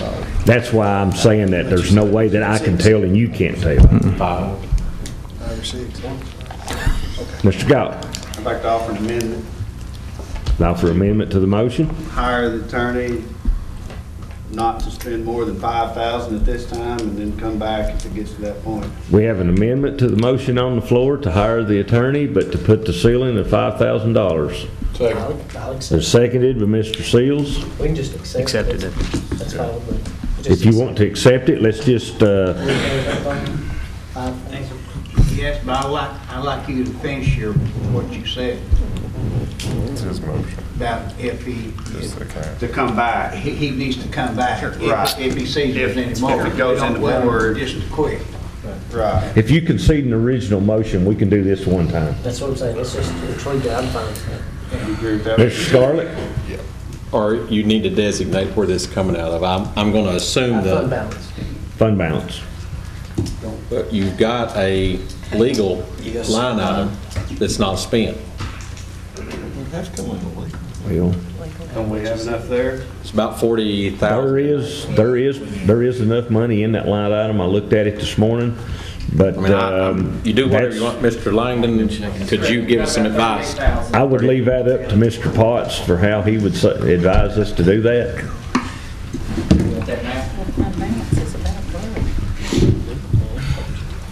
We have about 38,000 left in that account, or in that budget, through the end of March, and we've run out of fund balance in 101. We can't do that. All right. How illegal. I was just going to say. That changes things. Okay, let's back up here. We have conceded the amendment, and we're back to the original motion. And it's going to come from the legal line item. Does everyone understand that? Yes. We will need to call the roll because we are spending money. Mr. Clerk, would you please call the roll? Katie Huffaker. Yes. Todd Kesterson. Abstain. Steve Douglas. Yes. David Galt. Yes. Randy Baxter. Yes. Rita Music. Yes. Donnie Tabor. Yes. Russell Turner. Yes. Tim Seals. Yes. Robert Blevins. Yes. Gene Esslinger. Yes. Randy Bales. Yes. John Neal Scarlett. Yes. Terry Dockery. Yes. Robert Tucker. Yes. Jimmy Carmichael. Yes. David Seal. Yes. Bob Beeler. Yes. Barbara Sheets. Yes. This business passes.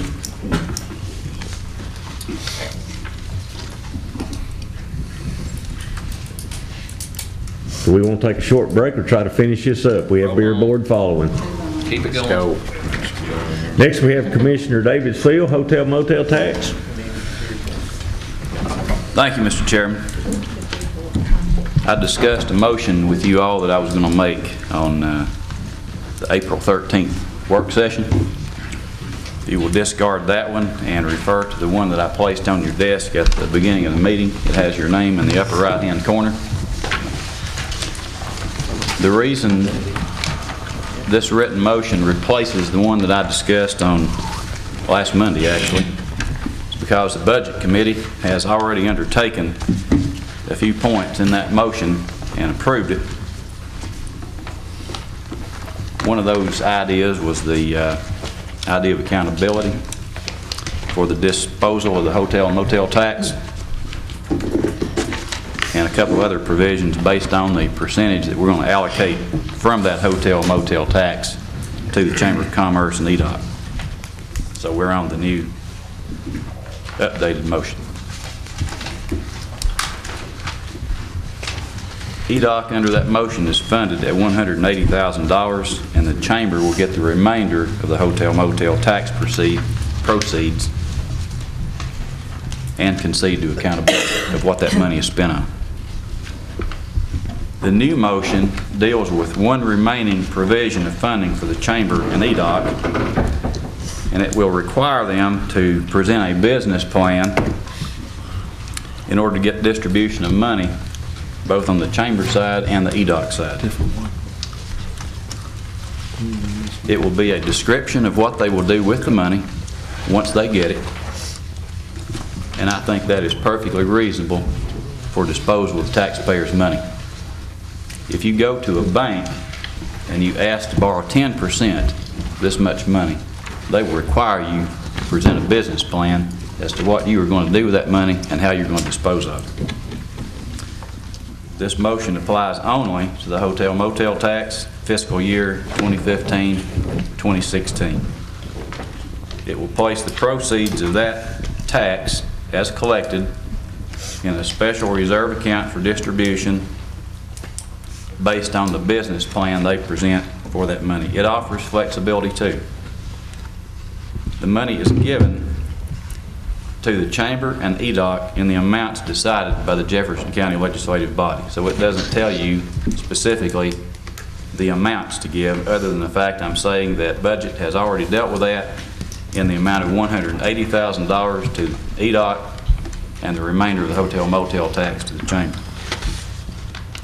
It says the funds can be dispersed on a case-by-case basis and a project-by-project basis, or a lump sum as tax collections permit that, provided the guidelines are met. And these guidelines in this motion have a basis of law. TCA 5-9-109, which is the appropriations for nonprofit charitable organizations. And I've highlighted the section that most applies to that. So I'll read you the text of the motion. The motion is hereby made that all funds collected from the hotel motel tax fiscal year 2015-2016 are to be kept in a special reserve account for distribution to the Jefferson County Chamber of Commerce and to Jefferson County EDOC in the amounts decided by the Jefferson County Legislative Body. Funds may be dispersed on a case-by-case basis, project-by-project basis, or in a lump sum as tax collection permit, provided the following guidelines are met. One is Jefferson County Chamber of Commerce and Jefferson County EDOC must submit a business plan to the Jefferson County Legislative Body describing how their allocation or allocations of funding will be used.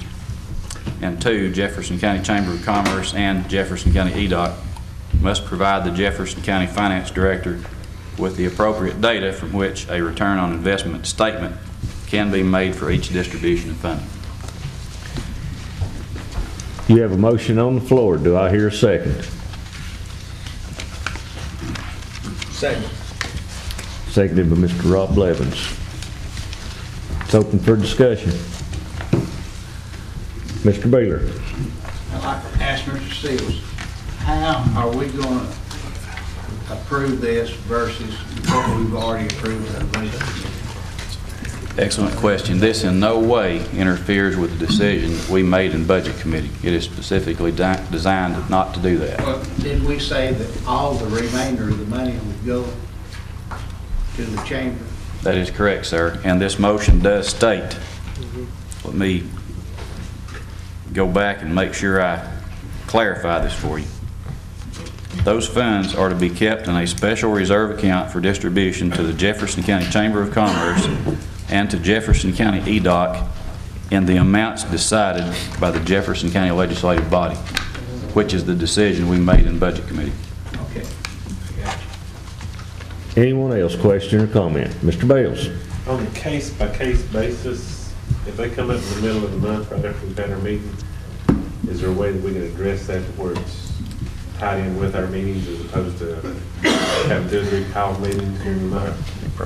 Just a question. It gives us flexibility to fund them on a case-by-case basis, or on a project basis, or in a lump sum, as tax collections permit that.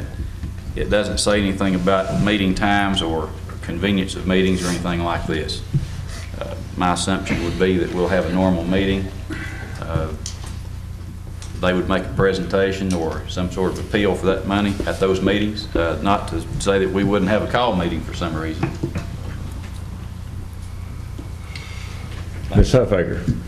I have a concern about this because I don't know that we're holding all the nonprofits accountable at the same level.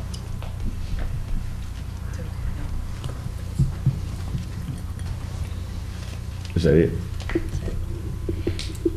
Anyone else, question or comment? Mr. Scarlett? I've got a question on, I guess, mechanics for, you want this in a special reserve account. Is that where the money is now, Mr. Lang? It actually goes to a revenue account of that, okay. I do have one question for the Finance Director.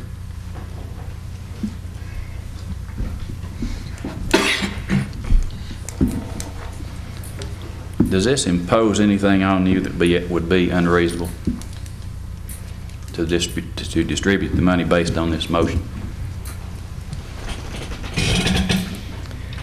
Well, it looks like it gives me a lot of flexibility. As long as the taxes have been collected, they have a business plan in advance, and they give me return to measure the ROI. I believe that's what that does. So that's exactly what it says. Yeah. Thank you. Okay. Mr. Turner?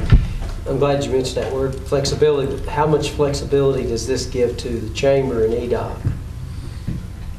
In that, if we say when we're going to give them the funds on a case-by-case basis, special business opportunity comes along and they have to ask or provide a special plan of utilization of the funds, and they have to do that prior to moving forward.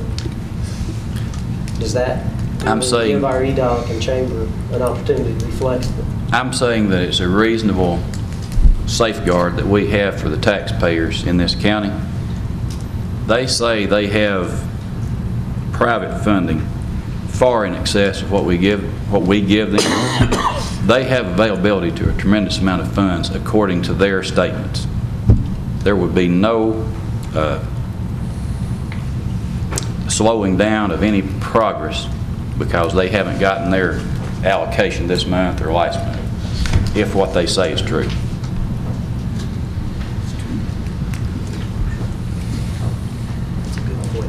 I was going to, good point was just made that maybe we should ask the Chamber that question.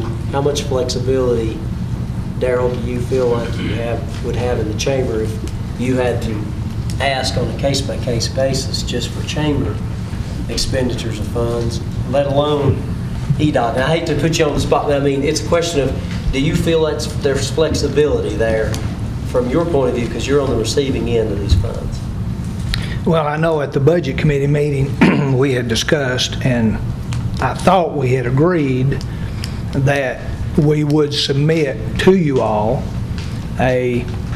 how we're spending the money. So we're going to give that to you on, pretty much breaking down everything, and we're going to give that to you. So I'm not sure I understand.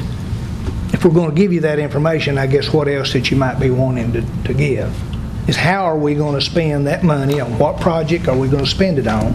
I'm going to give you that information as soon as we do our budget in June.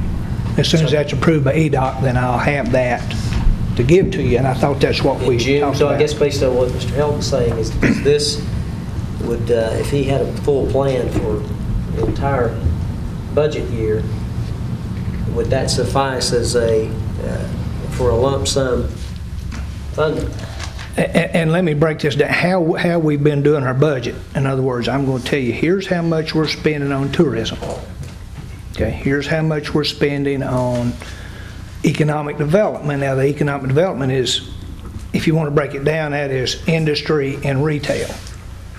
Then there's another category of membership on the chamber side. Then we would break down, here's what we're doing on Christmas in Jefferson County, here's what we're doing Imagination Library. I'm going to break it down on each particular project and give that to you on what we're spending on those projects. And I think that's basically what he's asking for, I think, and I'm going to do that. I'm going to provide that information to you. I guess what it doesn't say is that you're going to provide that in June, and if we approve it, we'll give you a full fiscal year of funding based on your plan. It doesn't say that in this motion now. That's what I'm asking. Is that Actually, it does say that. It does say that you can grant their money in a block sum if it is in place. It does? It does, in fact. Yes, it does. The difference between what they had before and what they will have if this motion passes is that they have to submit a business plan as to what they're going to do with that money and how they're going to spend it and use it.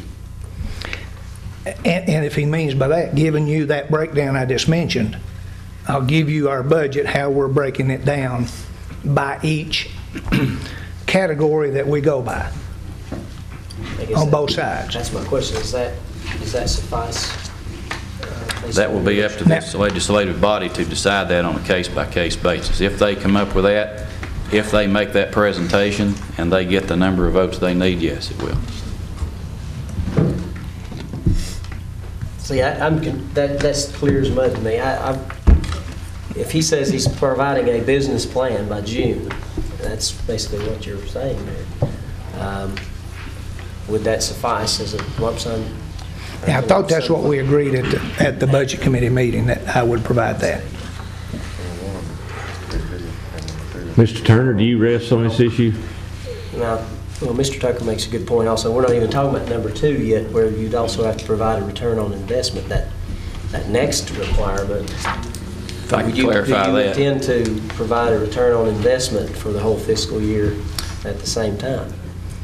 On the EDOC side, yes, of course we will. The chamber will be much harder on ROI on that because some of those are charitable things that we do, but yes, we'll make every effort in the world to try to provide that. I think we were giving you an ROI on the tourism. I know Mr. Seal doesn't agree with the report that we were getting, but those are things that we can provide throughout the year as to what's going on with how we're spending the money, and a lot of it will probably be fairly evident to you. In other words, if we were able to recruit an industry to come in and open up, and we say we've done this and we're providing 100 jobs, it'd be very easy to figure your ROI there. But yes, we'll try our best to provide that as well. Mr. Douglas, what do you have to add? I got a question, Mr. Seal. As I understand this, it's open-ended. It's not capped on the amount. It does specifically say that we have a choice. In fact, it can be granted on a case-by-case basis, lump sum tax collection permit. It gives us flexibility to grant them money on a case-by-case basis or a lump sum. Okay, but what I'm saying is the hotel motel tax, they get that. There's not a capped amount of that. That will be up to this legislative body in the next budget cycle when that's voted on. Okay, so they say, I'm behind the curve a little bit here. I don't know what the hotel motel tax brings in, but depending on who you believe. Okay. But you see what I'm asking. Somewhere from yes, and I do have another question to answer too for Mr. Turner. Somewhere from 230 to the estimates may be as much as 270 this next year. But okay. I think Mr. Langdon used 220 or 230. 245.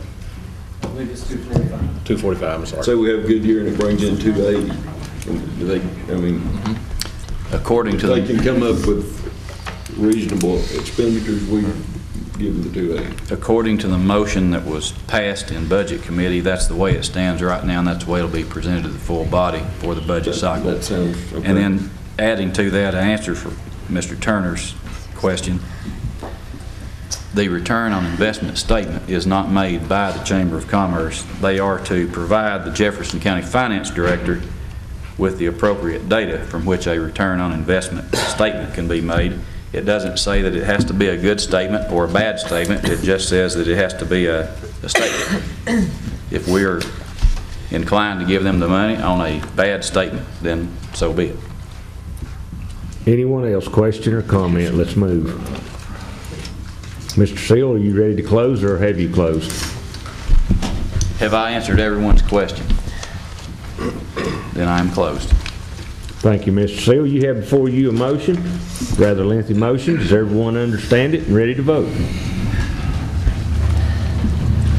Mr. Clerk, would you please call the roll? Yes, you support. No, you do not support. Katie Huffaker. No. Todd Kesperson. No. Steve Douglas. Yes. David Galt. No. Randy Baxley. No. Rita Music. Yes. Donnie Tabor. No. Russell Turner. No. Tim Seals. No. Sammy Solomon. Robert Blevins. Yes. Gene Esslinger. Yes. Randy Bales. Yes. John Neal Scarlett. Yes. Terry Dockery. No. Robert Tucker. Yes.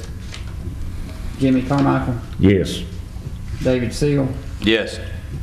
Bob Beeler. Yes. Barbara Sheets. Yes.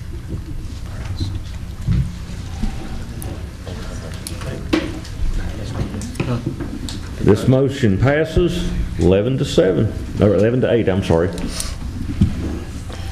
That's correct, Mr. Clerk.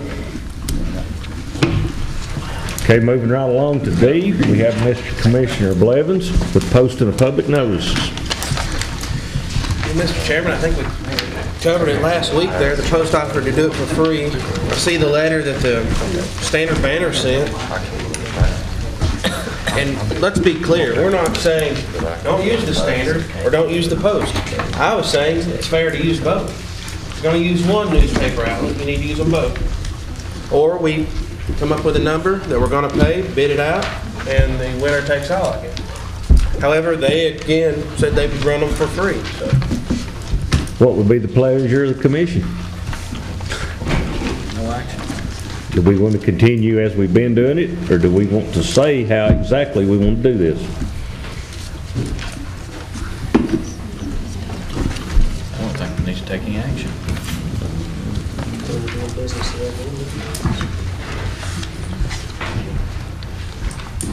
I just want to make sure the Post is going to get all the public notices. They're going to run them for free for us. As the Banner gets them. Do we already do that? No, they're not going to. We can do that, though. Yeah, we need to. It's not going to cost me anything, why would we?